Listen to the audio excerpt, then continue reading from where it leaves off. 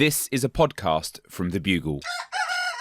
You never planned to be a grave robber. You wanted to be a crypt burglar, a pyramid purloinstress, or even a sky burial pickpocket, but you just never got that promotion. So here you are, slipping into the cemetery in the dead of night, shovel in hand, corpse papoose securely strapped to your torso. You unfurl the map you were given and find the grave you were sent to rob.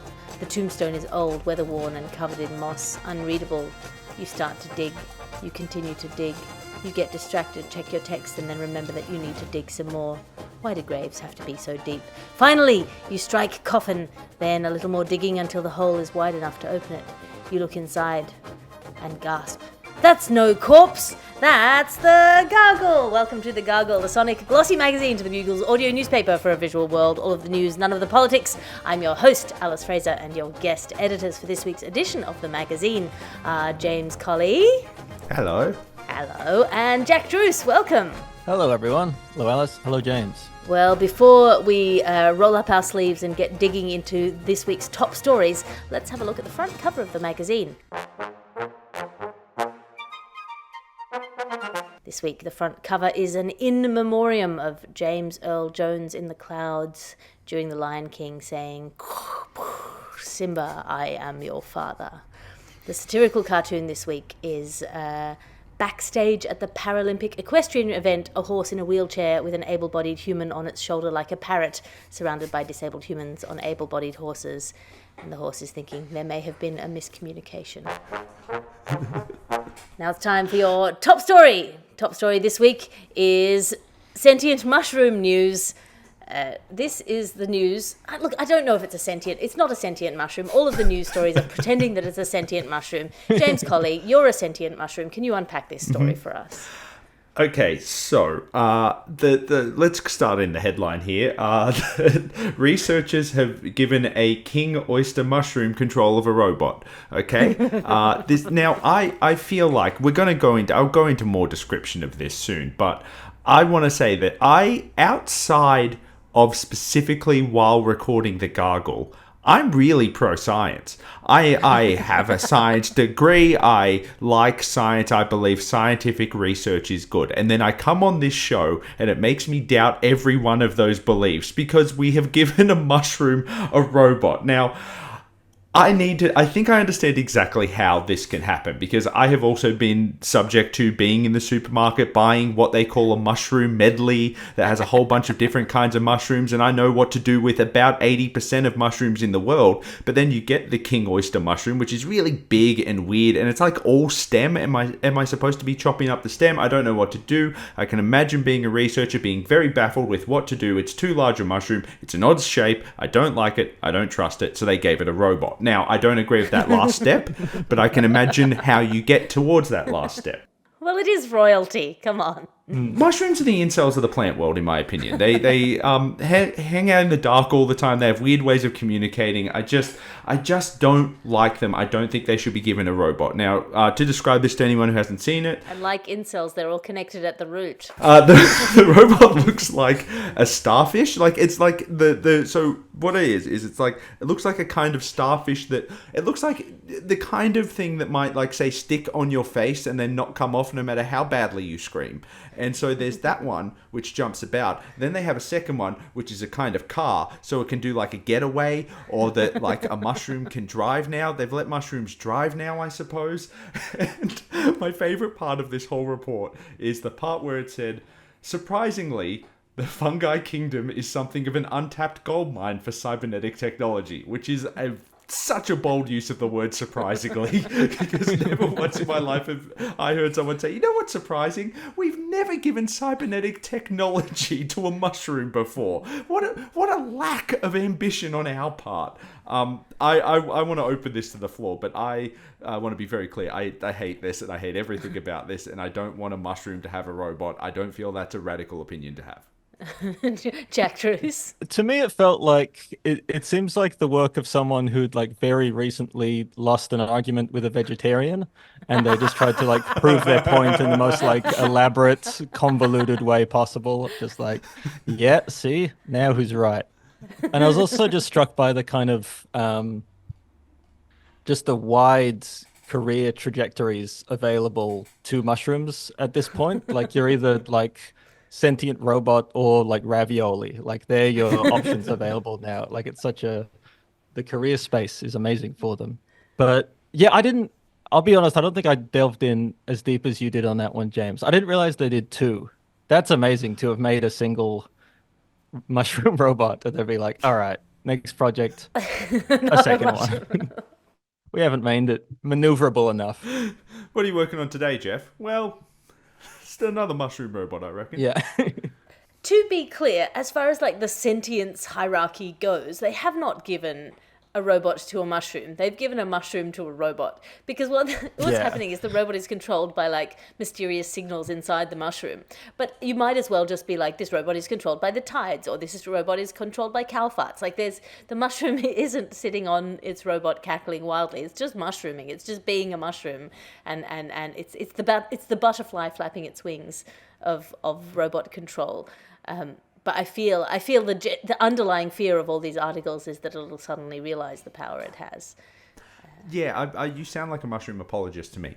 I feel like so you know how there's that bit in Jurassic Park where they're like, they say at the start like, we put frog DNA in this. None of us really look deep into frog DNA, and I really hope there's not a special thing about frogs that screws up this whole park. But anyway, we just put some frog DNA in there, and then it turns out, frogs can do this thing, and it screws everything up.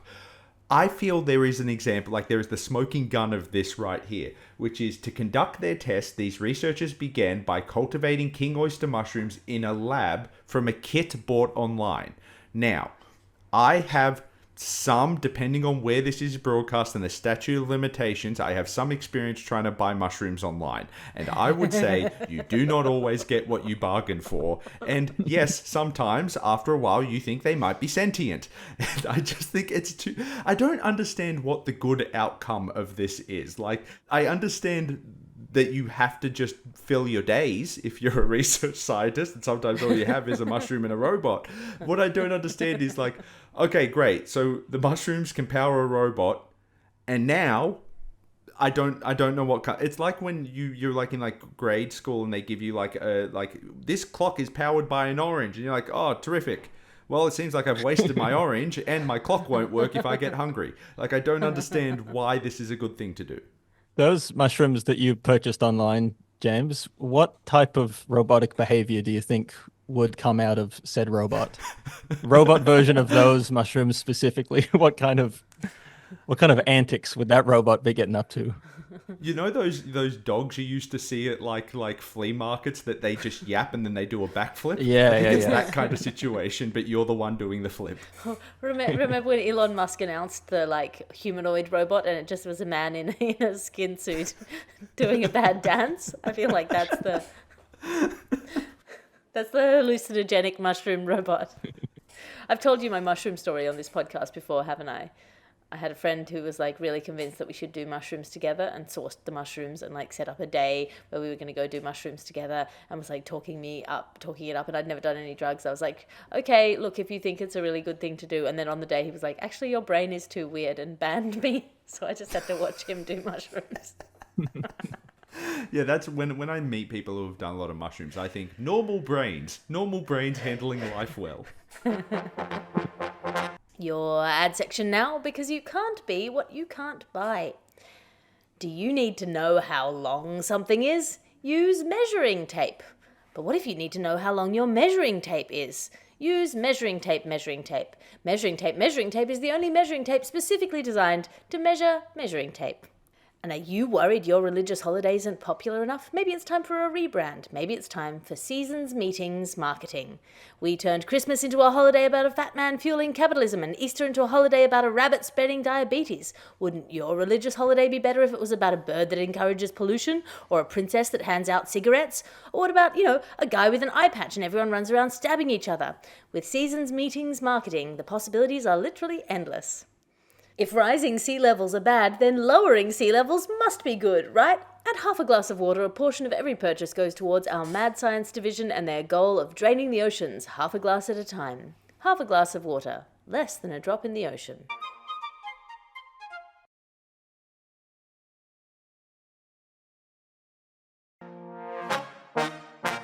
now it's time for your AirTag news. Admirable modern detective work, I would say, in this story. A Texas resident using Apple AirTags to track where his rubbish was going. Jack Druce, you've taken out the recycling before. Can you unpack this story for us? So basically, this is, as you said, in Texas. They were using the Apple AirTags to get to the bottom of where their plastic actually went to. And to their surprise, it was just kind of just went nowhere, really. It just piled up in a private lot, and they didn't recycle it in the way it was meant to. It's one of those things where I always feel like deep down we know recycling isn't like exactly what it's said to be. I feel like deep down it's one of those things where you just like, I'm gonna do this so I can feel like a good person, but this can't all be working out magically. Like, this is just a kind of a coverall thing, so we don't all have to think about the Pacific garbage patch constantly, and we can kind of just get through the day. You know what I mean? Yes, I feel like the sorting out of rubbish into various recyclable sectors is a way of like appeasing the gods of environmentalism that were instilled with us under the aegis of Captain Planet back in the 90s. Yeah, exactly. So yeah, the ideal, what this meant to be doing is like melting it all down and reshaping it into other plastic things, which it just seems like it isn't doing. Yeah, we're all being tricked by these color-coded bins. I mean, obviously this is not a surprising outcome for the investigative person, because otherwise they just threw their AirTag in the bin because they were angry with their AirTag. I think they suspected that something was like this was going down, and therefore tracked the rubbish. I love this. I love someone who has a mission in life. Yeah, look, I'm a little suspicious. I reckon it's a lie, because I think you could have typed waste management facility into Google Maps, because it's not a secret site. Like, the site is not I think you dropped your AirTag in a bin and then you worked backwards on why this was actually a great bit of investigative work. I do think this is very good. So it's not only that they haven't fully recycled this, it's they have done nothing with it, and they've shoved it all in one warehouse, which is so funny to me, because you have to think of the people who go to work every day at the recycling facility in Texas, knowing that no recycling happens on any day they've been there, and every day more recycling shows up, and they're like, just find some space in the back, put more of it in there. One of these days, one of us really needs to work out how to recycle this gear, because we are on a ticking clock right now. But it's like, you know when you're in like a share house and you have like the stuff cupboard,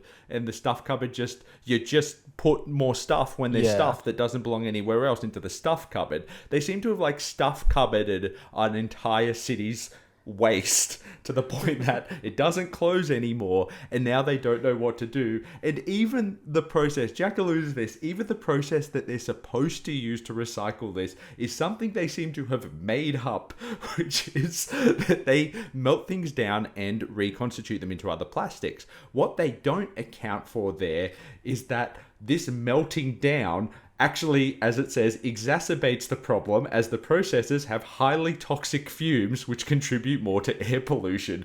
Which is like, okay, look, up until now we were just throwing out all of our tires, but don't worry folks, I'm lighting them on fire, and soon the problem will be entirely solved for us.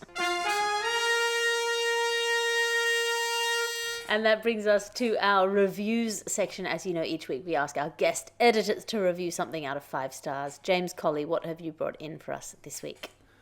So in Australia, spring has just sprung, which is a sentence that I hate that I use, but I do every spring. It seems to be the only way to say, you can't say spring has started. Spring has sprung. Spring has sprung every year. So this year I want to get outdoors, but not enjoy it at all. So I'm reviewing hay fever. Hay fever, it's a great way to get weirdly emotional while mowing your lawn. So for anyone who has never had hay fever, let me describe it this way. It's like when you're cutting onions, right? And your eyes start watering because you remember when you were a kid and your dad asked you to cut the onion, and then you didn't cut the onion, and then later he choked on a whole onion and you miss your dad so bad. That's what hay fever is like. That sad, clogged up feeling you get when you choking on an onion. So what hay fever has done for me is made sure I enjoy none of the beautiful weather. Flowers are my enemy. Every walk outside is hell to me. Hay fever, 2 stars. 2 stars out of 5. Jack Druce, what have you brought in for us to review this week? I would like to review a magazine that I saw at the newsagents at my parents' house in country New South Wales. It's a magazine I've only seen there, and it's called Duck Breeders Weekly. And, I'm obsessed with Duck Breeders Weekly. I love it. I don't know much about duck breeders. I don't know much about the contents of Duck Breeders Weekly. The only reason I like to bring it up is weekly.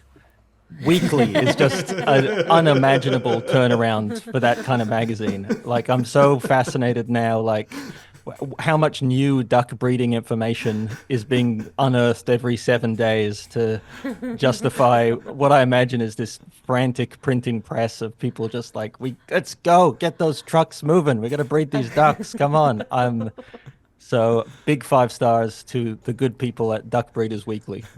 And also the copy editor's job on a magazine like that is, like, once you get past a duck 5 ways, how do you go past there? And, like, I feel bad for all the ducks that they're trying for a baby and it's just not working for them, and they have to see every week a new copy of Duck Breeders Weekly shows up at their house.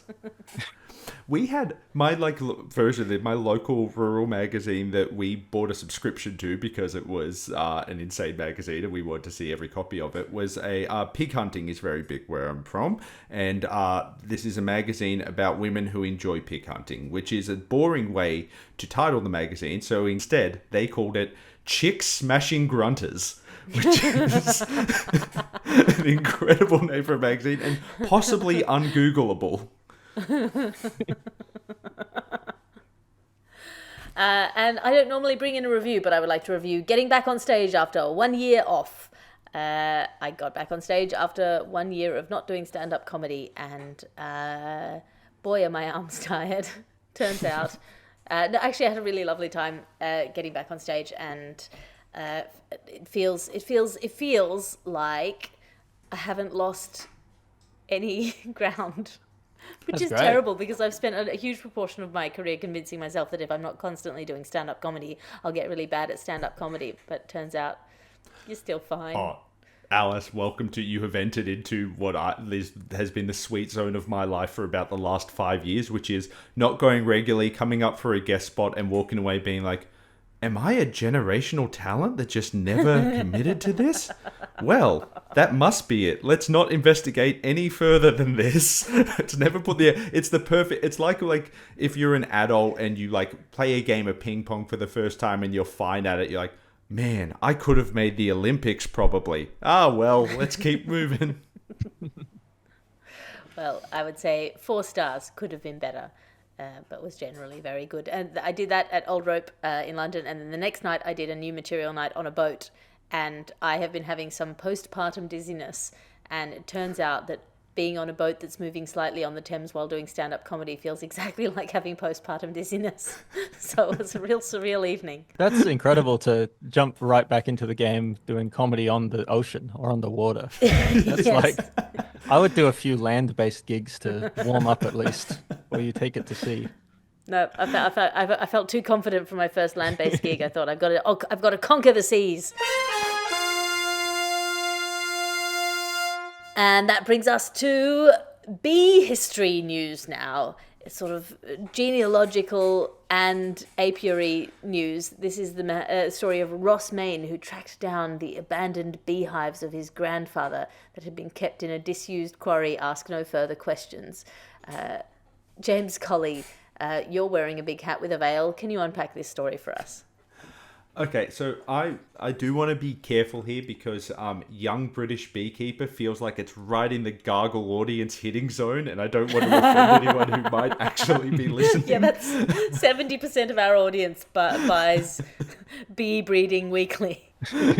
I do like, as you say, like it goes later on into the story of his grandfather and his passing, but up at this, the way they lead into this story is just so. Anyway, his grandfather abandoned some beehives in a quarry.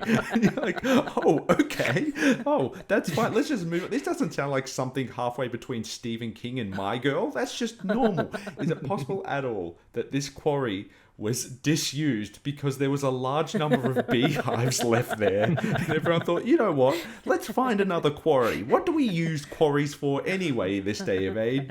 I don't need this quarry. So apparently, so these are a series of beehives abandoned by his grandfather. He rescued the descendants of the bees. It's a real, like, meeting back generations. It's the kind of thing that happens in an American novel that you're told is important but is tragically too boring to read. Like 3 generations down, they meet again and everything's fine.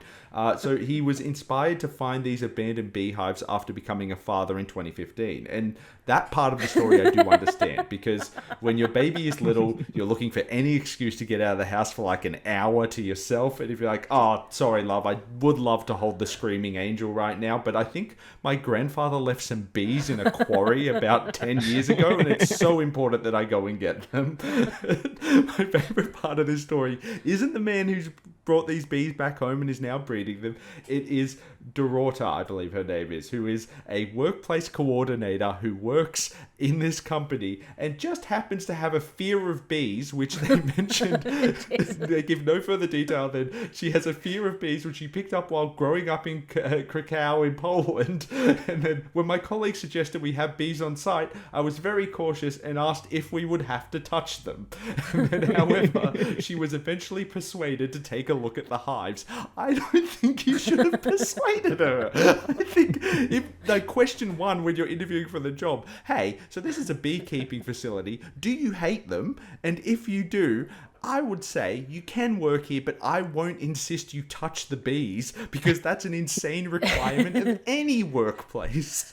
I mean, there are a few elements of this story that have really sprung out to me. First of all, this man who manages now dozens of colonies and millions of bees across Fife is a fine arts graduate. So I feel like he's chosen the one more artisanal job than painting in oil on canvas.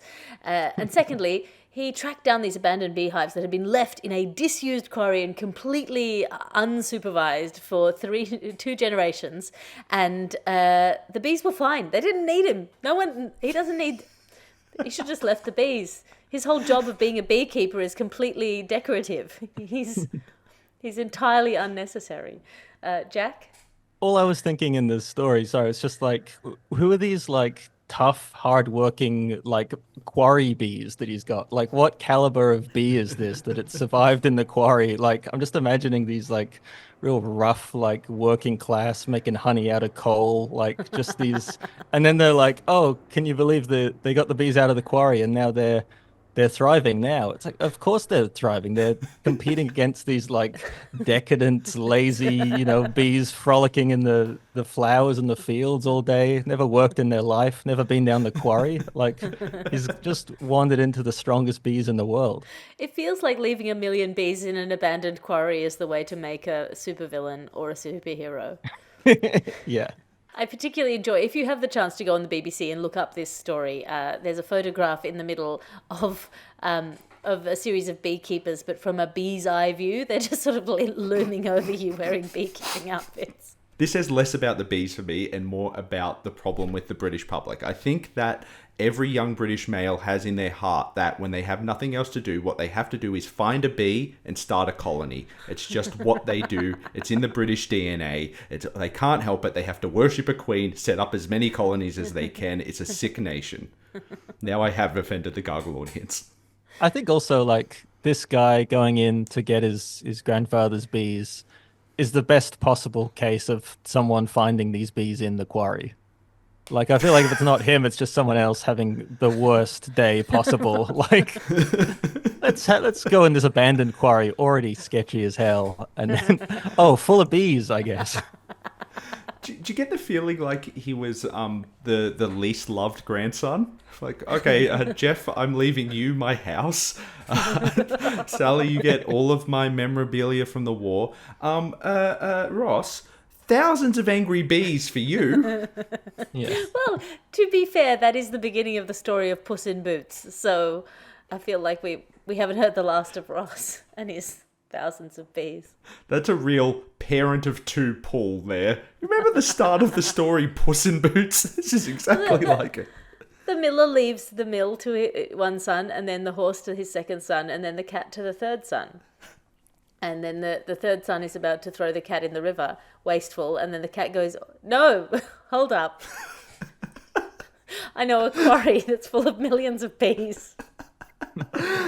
Whoa, whoa, whoa. We all want you to kill a cat. This is why your father understood that you were the psycho child and he just gave you a defenseless animal to drown.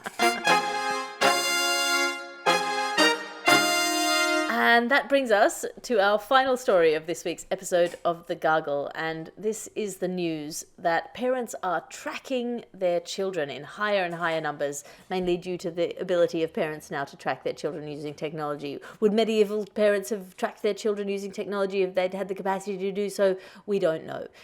What they did instead was instill a crippling fear of God and hope that they would never masturbate. But now we have phones with little chips in them that can track our children.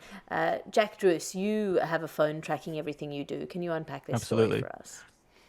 Yeah, well, I just it was kind of a piece on the BBC with just different attitudes about parents and attitudes from kids as well. Like a lot of kids seem to be okay with being tracked at a certain age, but like less so with their online activity being tracked, but more comfortable with their physical location being tracked. They looked at the tracking data and ironically, most of the kids were successfully recycled. So that was a switch from the last story. Yeah, I don't know. I was thinking about this, like because I don't think I would have liked this at all when I was a kid, but I do think I'd be fine with it. I think I'd like it now because it would just motivate me to just do more interesting stuff. Like I think if my parents were tracking me now and there was just, oh, he's just sort of hanging around the apartment again, like it would actually like put a bit more hustle into me, I think. Yeah, it's like the optimized life people who are tracking all of their steps. I feel like yeah, your bit of accountability. Yeah. If only your parents could, watch you emailing bookers, that would. Yeah, I'm gonna start CCing them on everything now. Yeah, I drafted 3 letters to literary agents yesterday and sent none of them because it just feels cringe. James? I think I'm split here because like before I was a father, I'd be like against this and all about individual freedom and be like, this is disturbing technology in the wrong hands. It's always ends up having its security penetrated either by unlawful actors or often police forces or intelligence agencies going beyond any kind of safety guidelines we put on them. But now that I am a father, I'm like, you can have freedom when you're 18 because the panopticon makes it so much easier for me to sit on my ass and still be considered technically a parent. And, I get so annoyed when I can't find my AirPods, and I love my daughter nearly twice as much as my AirPods. And so I feel like that's fine. And my parents did track me. They just, like you said, they didn't have this technology, so they just put like a leash on me, which feels wrong. And now that I say it out loud, I feel like I should be saying this to a psychiatrist, not on a podcast. But, this is the cheaper option of it. But like they were tracking me to about this distance because that's as far as I could run. And so I feel like this is just a better version of it. Also, like the only kind of downside is, and maybe this isn't Father of the Year material, but when I can't see my child, that's not my problem. So this is a real way of making it my problem again. And I would rather have a kind of object permanence system going on with parenting. Whereas if they're in front of me, well, then I better be taking care of you. And if you're away, well, that's just, you got some growing up to do. I'll catch you when I catch you. Look, I was a deeply unsupervised child. We used to go up to a Buddhist meditation centre in the middle of the bush in New South Wales, and while the parents were because the meditation centre was still being built, we had completely unsupervised time with access to power tools in the Australian bush. And when we weren't building bridges, we were building fires. And I turned out all right. Yeah, it's fine to let them free. If they die, they'll come back as something else. And in other child technology news now, this is the news that more Generation Z and millennial people say that they feel most like themselves online rather than offline, whereas people from previous generations say they feel more like themselves offline than online. I never feel like myself. I always feel like whoever I'm talking to, and then I'm confused when I look in the mirror. Jack Druce, you have a sense of self. Can you unpack this story for us? Yeah. Well, what it kind of made me think about was that there's such a to say like how you feel online is such a broad step. Like we still talk about things being online, where I think that's a way you could talk about things kind of in the early days of the internet. Like online was a place where now it's kind of everything. Like when people say like, oh, do you feel yourself when you're online? It's like, well, yeah, if I'm talking to a good friend on Messenger, then yeah, I feel like myself. If it's like 2 in the morning, I'm somehow on YouTube watching a documentary on like Serbian agriculture or something, then no, I'm completely gone. Like I'm just obliterated to myself. There's nothing left. But it's so I don't know how you define online in this sense. Yeah, well, I've got to say, sometimes I'll come up to the limit of my algorithm where I'll be taking everything that the algorithm serves, and I come to a point where nothing the algorithm is serving me feels palatable, and I think, oh God, this is who the robot thinks I am. I need to start faking out the algorithm so it starts offering me things that I actually want again. Yeah. So I feel like it is then that I'm confronted either with the idea that myself is unrecognizable to me, or that the computer has it wrong. And I think for now I can err on the side of the computer has it wrong, but not for long. Not for long. Yeah. I get that same problem. I feel like there are times when I have like it's like the algorithm's doing a sarcastic impression of me. Like there's like my algorithms are convinced that I like Wilco and close-up magic, and neither of them are true, but neither are so far from the truth that it isn't insulting to say it. I do wonder if part of this though, this like a lot of this study is like this poll, it's about the problem with how we engage with online. I think we might have just ruined the world, because I can totally imagine like I don't seem like the kind of guy who would be stuck on a dying planet working a job I don't care for. I seem like the kind of guy who's actually really fun and doing fun things. I can understand that kind of setup where you're like, yeah, online where I am, let's say, playing a medieval warrior wandering around and solving quests, that feels like the kind of thing I'd be doing. I certainly wouldn't be working a dead-end job and going home to check whether my recycling's being properly recycled. That's not me. And that brings me to the end of this week's episode of The Gargle. I'm flipping through the ad section at the back. James Colley, have you got anything to plug? Yeah, if you would like, you can pick up my book, The Next Big Thing, from all good booksellers, and even bad ones. You can just tell them to get it and then they'll send it to you. Also, if you are in Australia, Question Everything is coming back to the ABC on October 9th. And you can just check out, we just finished another season of Gruen, and I reckon it's one of the best ones in a very, very long time. So you can check that out on ABC iView. If you're not in Australia, then you'd probably have to get some kind of VPN and break the law. And I simply cannot advise you do that to watch this excellent show that you're really missing out on. And Jack Druce, have you got anything to plug? Yeah, I made a sketch comedy pilot this year that will be online on YouTube in a couple weeks. So if you want to go to my YouTube page, just Jack Druce, and you can see other sketches I've made there. And if you subscribe, then you'll get the sketch pilot when it comes out real soon. So I highly recommend both of those things. I've read James Colley's book. It is very funny and delightful. Jack Druce's sketches online are well worth following. I always enjoy them when they come across my feed. You can find my book online at unbound.com. It's called A Passion for Passion, and the release date is the 6th of February. Please block out your calendar if you are in London or the UK. For the few weeks around the 6th of February, there will be events. It's going to be all very exciting and thrilling.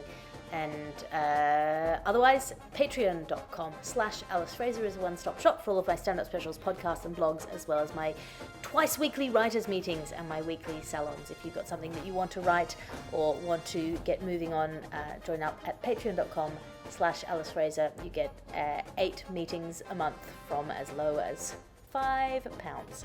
This is a Bugle podcast and Alice Fraser production. Your editor is Ped Hunter. Your executive producer is Chris Skinner. I'll talk to you again next week. You can listen to other programmes from The Bugle, including The Bugle, Catharsis, Tiny Revolutions, Top Stories and The Gargle, wherever you find your podcasts.